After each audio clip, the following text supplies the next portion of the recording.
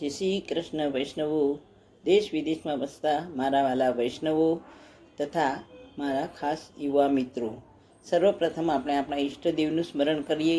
શ્રી કૃષ્ણાય નમઃ, શ્રી ગોપીજન વલ્લભાય નમઃ, શ્રી આચાર્ય ચરણકમલેભ્યો નમઃ, શ્રી ગુસાઈજી પરમ દયાલવે નમઃ, શ્રી ગુરવે નમઃ, શ્રી યમુના મહારાણ્ય નમઃ.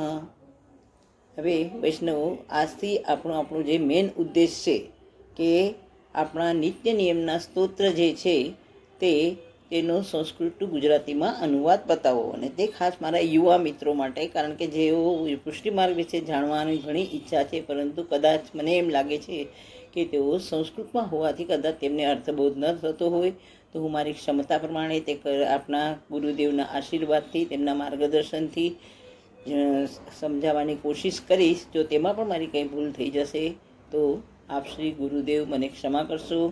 અને મારા વાલા વૈષ્ણવો અથવા મારા યુવા મિત્રોને જો કંઈ પણ એમાં સંકોચ હોય, કંઈ સમજતું ન હોય, તો તેઓ મારા વોટ્સએપ નંબર પર મને મેસેજ લખી પ્રશ્ન પૂછી શકે છે. તો હું મારા બનતી કોશિશ છે તે જવાબ આપવાની કોશિશ કરીશ. હવે આજે આપણે આપણા નિત્ય નિયમના સ્તોત્રમાં સૌ પ્રથમ યમનાષ્ટક વિશે જાણીએ. આપણા યમનાષ્ટકના મૂળ રચયિતા આપણા શ્રી વલ્લભ અખંડ ભૂમંડલાચાર્ય આપણા શ્રી વલ્લભ મહાપ્રભુજી છે. તો સર્વપ્રથમ તેમને નમન કરીએ. તો તે માટે હું એક પ્રસંગ કહીશ કે તેમની રચના તેમણે ક્યારે કરી. એકવાર આપણા વલ્લભ શ્રી ગોકુળમાં પધાર્યા હતા. તો તે વખતે તેમણે યમુનાજીના કિનારે ઊભા રહી પોતાના જે અંતરિંગ શિષ્ય અથવા અંતરિંગ સેવક જે હતા, દામોદરદાસજી હરસાણી, જેવું તેમને દમલા કહેતા, તેણે પૂછ્યું કે આમાં ઠકુરાણી ઘાટ કયો અને ગોવિંદ ઘાટ કયો. તો હવે આપણા દામોદરદાસજી હરસાણી જવાબ આપે તે પહેલાં જ નદીના પ્રવાહમાંથી, યમુનાજીના પ્રવાહમાંથી હીરા પન્નાના આભૂષણ પહેરેલ એક દિવ્ય સ્ત્રીનું પ્રાગટ્ય થયું, અને તેણે આપશ્રીને દર્શન આપ્યા. આપશ્રીને દર્શન આપી અને કહ્યું, હવે સૌ પહેલાં એ સમજી લો કે હું આપશ્રી જ્યારે પણ કહું ત્યારે સમજી લેવાનું કે આપશ્રી એટલે કોઈ સન્માનીય આદરણીય વડીલ માટે આપશ્રી શબ્દ વાપરવામાં આવે છે. અને આપણા હમણાં હાલ જો યમનાષ્ટકની જે ચર્ચા થાય તેમાં આપશ્રી એટલે શ્રી વલ્લભને ઉદ્દેશીને તે શ્લોક છે, કારણ કે આપણા ગુજરાતીમાં પણ આપણે વડીલોને આપશ્રી કહીએ. સંસ્કૃતમાં બી પુરુષને ભવાન અને સ્ત્રીને ભવતી આ શબ્દનો પ્રયોગ કરવામાં આવે છે. તો ક્યારે પણ હું આપશ્રી કહું તો આપ લોકોએ સમજી જવાનું કે તે આપણા ગુરુદેવને અથવા કોઈ પણ વડીલને ઉદ્દેશીને છે. તો યમુનાજીએ પ્રગટ થઈ કહ્યું કે વલ્લભ, આપ જ્યાં અત્યારે હાલમાં જ્યાં ઊભા છો ત્યાં જમણા હાથ તરફનો ઠકુરાણી ઘાટ અને ડાબા હાથ તરફનો ગોવિંદ ઘાટ છે.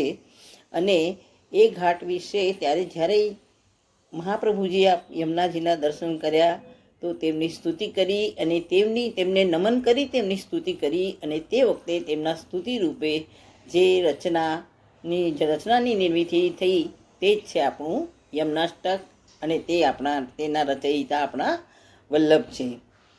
હવે આપણા યમુનાજીના મેન આપણે 3 સ્વરૂપે દર્શન કરીએ છીએ: આધિભૌતિક, આધ્યાત્મિક અને ત્રીજું છે આધિદૈવિક.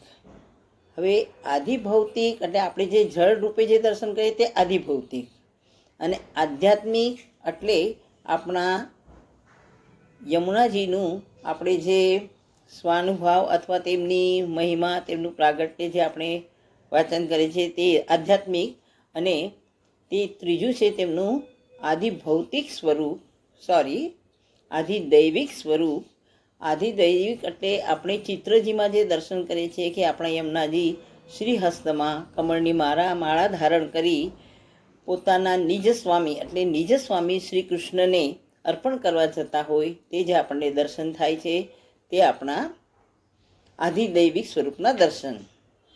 હવે આપણા યમુનાજીના જે આપણા મહાપ્રભુજી યમુનાજી અથવા જે 16 ગ્રંથ લખ્યા છે તે 16 ગ્રંથ એટલે વૈષ્ણવોની ગીતા, પણ તેમાં પણ તેમણે 2 થી 16 સુધીના જે ગ્રંથ લખેલા છે તે આપણા પુષ્ટિ માર્ગના સિદ્ધાંતોની ચર્ચા વિશે પણ પહેલો જ જે ગ્રંથ છે તે યમનાષ્ટક વિશે છે, અને તે પણ કદાચ મંગલાચરણ હોઈ શકે એમનું શરૂઆતમાં, અથવા આપણા યમુનાજીની મહિમા, તેમનું મહાત્મ્ય, તેમનું પૃથ્વી પર આગમન અથવા તેનો ઉદ્દેશ, તેમનું ઐશ્વર્ય, એ વિશે એમણે ચર્ચા કરી છે. અને આપણી જે યમનાષ્ટક આપણે જે વાંચીએ છીએ તેમાં એમને કદાચ મુકુંદ રતિ વર્ધિની એટલે આપણા કૃષ્ણ પ્રત્યે પ્રેમ નિર્માણ થાય એવું પણ સંબોધન એમણે એમાં યમનાષ્ટકમાં કરેલ છે.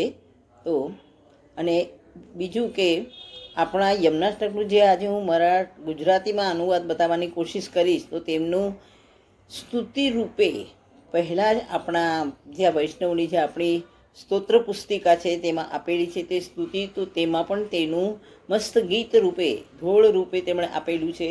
તો તે પણ તમે જો એક શ્લોક વાંચો અને એક શ્લોક એમનો વાંચો તો તમને ખ્યાલ આવી જશે કે તેનું ભાવાર્થ એ છે. તો એ ભાવાર્થ રૂપે જેમ કે એ ગીત છે હું બતાવું, તો આપણે આપણા શ્લોકનું જ્યારે ભાવાર્થ બતાવશું ત્યારે આપણે એક એક ગીતનું હું લાઈન બતાવતી હશે કે આમાં આ પ્રમાણે વર્ણન આપેલ છે.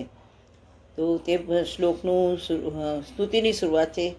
શ્રી કૃષ્ણના ચરણારવિંદની વ્રજ થકી શોભી રહ્યા, સિદ્ધિ અલૌકિક આપનારા વંદુ શ્રી યમુનાજી. સુપુષ્પની સુવાસથી જંગલ બધું મહેકી રહ્યું, ને મંદ શીતલ પવનથી જલ પણ સુગંધિત થઈ રહ્યું. પૂજે સુરાસુર સ્નેહથી વળી સેવતા દૈવી જીવો, વંદન કરું શ્રી યમુનાજીને શ્રી કૃષ્ણ આશ્રય આપ. હવે આ પ્રમાણે આપણે હવે શ્લોકની શરૂઆત કરશું.